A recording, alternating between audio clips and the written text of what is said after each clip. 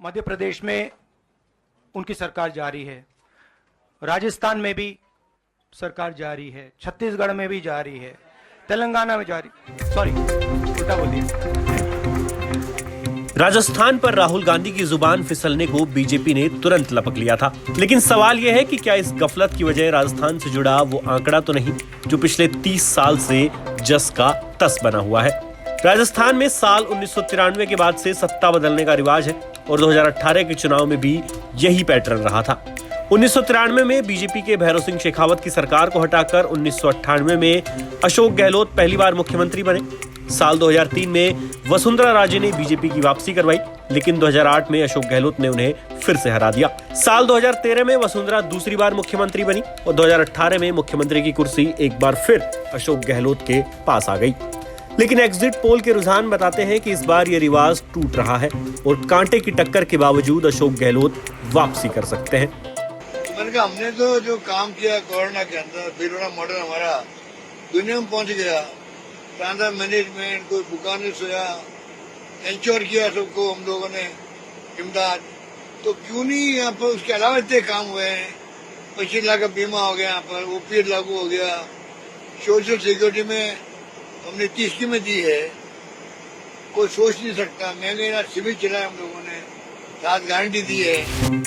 अशोक गहलोत अगर लगातार दूसरी बार मुख्यमंत्री बनते हैं तो इसके लिए उनकी सरकार की सामाजिक कल्याणकारी योजनाएं जिम्मेदार मानी जाएंगी, जिसे अशोक गहलोत ने ट्रम्प कार्ड के रूप में हर जगह इस्तेमाल किया है। क्योंकि हमने 5 साल सरकार चलाई है, जो कहा है वो करके दिखाया है।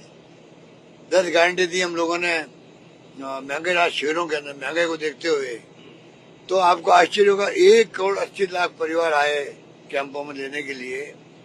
1 करोड़ 85 लाख के लगभग कार्ड मिले लोगों को और वो इम्प्लीमेंट हो गया गांव-गांव के अंदर। 25 लाख का बीमा हेल्थ का, वो इम्प्लीमेंट हो गया।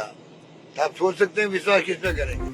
कांग्रेस सरकार की जिन सामाजिक कल्याणकारी योजनाओं से पार्टी को फायदा मिलता दिखाई दे रहा है, उनमें Chiranjeevi health insurance scheme, Annapurna food packet scheme, महिलाओं को स्मार्टफोन, हर महीने 100 यूनिट बिजली फ्री, किसानों को हर महीने 2000 यूनिट मुफ्त बिजली और सामाजिक सुरक्षा पेंशन के तहत बुजुर्ग, विधवा और दिव्यांग को हर महीने 1000 रुपए पेंशन दिए जाने की योजनाएं शामिल है।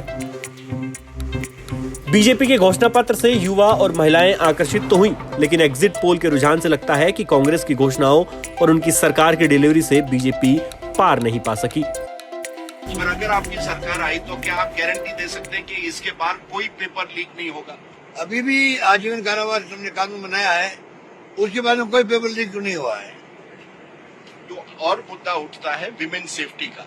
बीजेपी कहती है महिलाओं की सुरक्षा को लेकर अशोक गहलोत की सरकार कमजोर रही है। क्या आप मानते हैं कि सरकार कमजोर रही है? बलात्कार के वो फिगर देते हैं 17 से 18 केसेस पर डे, ये उन्होंने सार्वजनिक किया और कहा एनसीआरबी की डेटा देखिए, Rajasthan is in top 5 when it comes to atrocities against women. वहाँ झूठ बोलते हैं। एग्जिट पोल में ये बातें सामने आई है कि कांग्रेस को पुरुषों के मुकाबले महिलाओं के 4% वोट ज्यादा मिले हैं। वहीं बीजेपी के पीछे रहने का जो रुझान आया है, उसमें एक वजह बागी उम्मीदवार बताए जा रहे हैं, जिन्होंने कहीं न कहीं भाजपा को उम्मीद से ज्यादा नुकसान पहुंचाने का काम किया है। देखिए, काम जो है बहुत शानदार हुआ है, तो एमएलए के थ्रू हुआ है। जो जनता की मांग थी वहाँ के लोगों की, वो मांगों को लेके आए, एमएलए मेरे पास आए होंगे, मैंने वो काम किए हैं। तो ये खाली थोड़ा एक तो ज्यादा प्रचार प्रसार ज्यादा कर दिया परसेप्शन के अंदर भी कि एमएलए के खिलाफ में बहुत भयंकर माहौल है।